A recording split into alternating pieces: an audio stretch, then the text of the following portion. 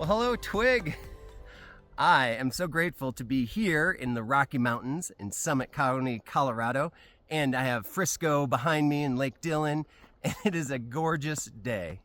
And today we are talking about thinking is thanking, and thanking is like planting a hosta. So that phrase, thinking is thanking, is a really old phrase. It goes way back to Old English, when those two words shared the same root, think and thank. And to thank someone literally meant to think kindly of them. And so those two words are the same root, and we have this idea, to think is to thank. Now let me ask you this, which comes first, the chicken or the egg? And as you think about it, which comes first, the feeling of being thankful or to say thank you? You know, probably if we wait until the feeling of thankfulness comes, we might never get around to actually thanking.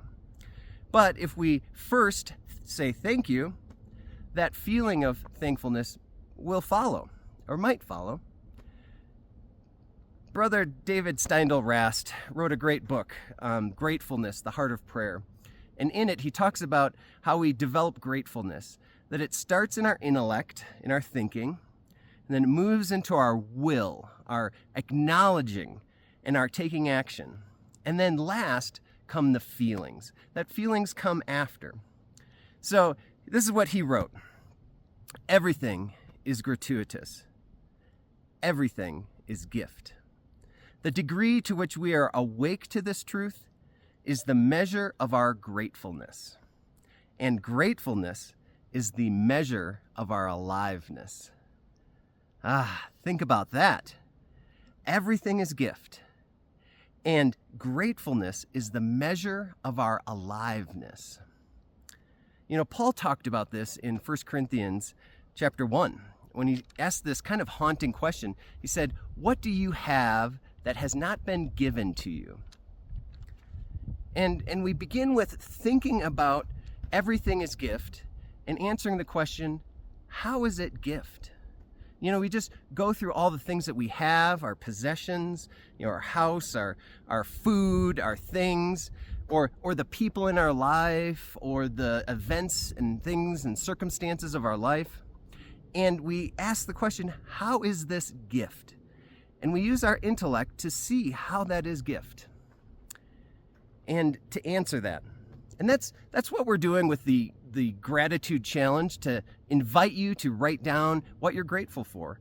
Because it begins with using your mind to think about, what am I grateful for? How is everything gift? And then taking that action of writing it down. Well, second, after we think about things, then we move to our will. And our will acknowledges, yes, it is gift. Because maybe you can say, quickly, yeah, that's gift, yeah. But to actually acknowledge it and take action with your will, that is the next step.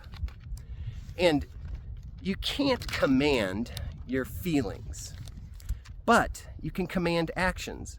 And so that's where, when we read in the Bible over and over, all these places where we're commanded to give thanks. Give thanks to the Lord, for he is good. We can be commanded to take that action to give thanks. Now, the feeling may not be there, but we still are commanded to give thanks. And this is what we're talking about with our will, where we're choosing to see everything as gift and to use our will. And in this way, this is how thanking is like planting a hosta. You know, in the house we bought, we inherited this great garden with hundreds of hosta plants, which are impeccable ground cover because they cover the ground and it's shady underneath and weeds can't grow up through. And so they prevent weeds from growing. And so in this similar way, these hostas are opportunities to think about how our mind is like a garden.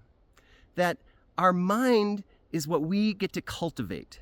That we get to choose what grows. Now, every good gardener will tell you, you don't get to choose what starts growing. You know, weeds are flourishing, the seeds are flying all over, they're getting planted, they're growing. That is happening naturally.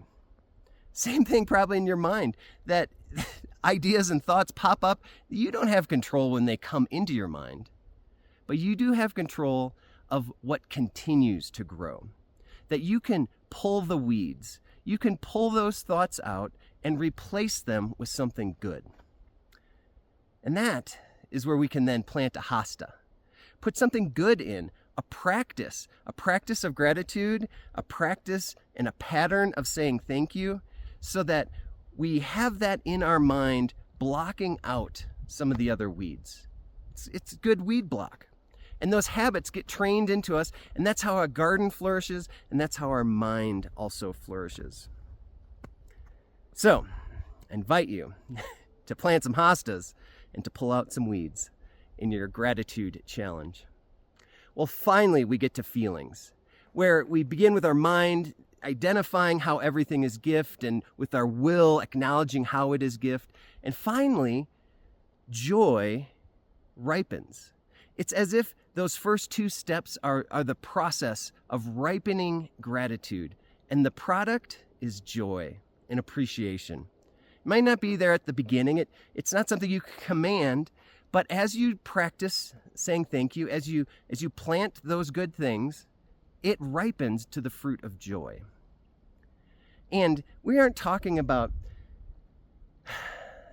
everything is easy and everything is good and I'm thankful. All my circumstances are good, so obviously I'm thankful. No, we're saying that even when things are hard and difficult and there's trouble, we still have the attitude of giving thanks in all circumstances and letting gratitude ripen into joy. Now, as we head into our holiday season, I have an invitation for you into what Brother Rast has taught us about gratefulness, the heart of prayer. That as perhaps you are going to go to a Thanksgiving meal, or you are going to go later to a Christmas dinner, and you're going to gather with some people. Some of them are going to be easy for you to be around and wonderful, and others might just be a little bit harder. And as you think about the guests who are going to be with you at that meal, I invite you to do a little bit of a gratitude challenge, to write down the names of the people who will be there, and then thoughtfully use your intellect, think about 10 things that you can be grateful for that person. And just go through the list of the guests who will be there and write 10 things for each person. And maybe some people will be super easy. You can write 100, no problem. And others, it'll take a little more effort. It'll take your will to stick with it and to really think about what can you be grateful for. And then to take the next step and bring that list to God in prayer. To pray through that list and say, God, thank you for Uncle Frank and the way you made him. Or thank you for Aunt Alice and who she is.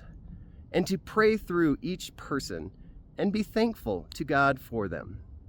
And I hope that by doing this practice now, leading up to those holiday meals, that you will be ready to give thanks, that you will be ready to give the gift of gratitude to everyone you are with.